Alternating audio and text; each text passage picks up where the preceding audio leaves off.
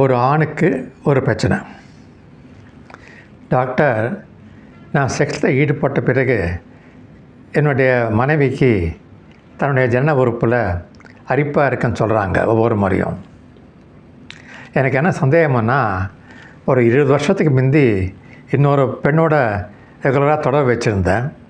அப்பயும் அந்த பெண்ணு சொல்லிட்டு இருந்தாங்க, ஈடுபடுறப்பெல்லாம் எனக்கு அரிப்பாக இருக்குது அப்படின்ட்டு. ஸோ அங்கேருந்து ஏதாவது நோய் எனக்கு வந்திருக்கா அப்படின்னு சந்தேகமாக இருக்குது எனக்கு. இதுக்கு நான் பதில் சொல்கிறேன்.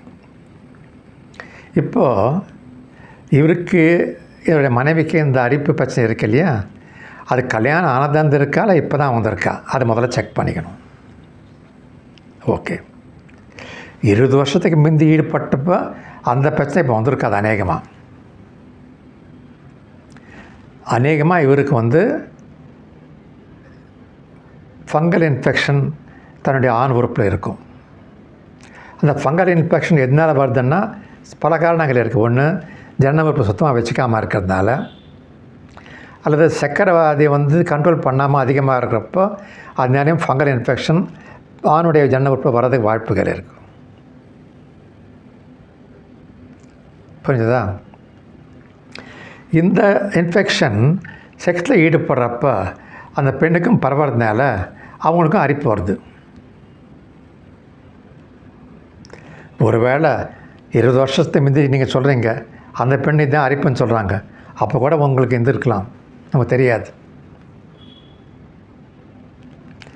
ஆகையினால நீங்கள் ஒரு டாக்டர்கிட்ட போனீங்கன்னா அவங்கள பரிசோதனை பண்ணி கண்டுபிடிச்சிடுவாங்க இது மற்ற காரணமாக அல்லது ஃபங்கல் இன்ஃபெக்ஷனாக உங்களுக்கு சக்கரை வியாதி இருக்காலான்னு சொல்லிட்டு அதுக்கு ஏற்ற மாதிரி ட்ரீட்மெண்ட் பண்ணுவாங்க.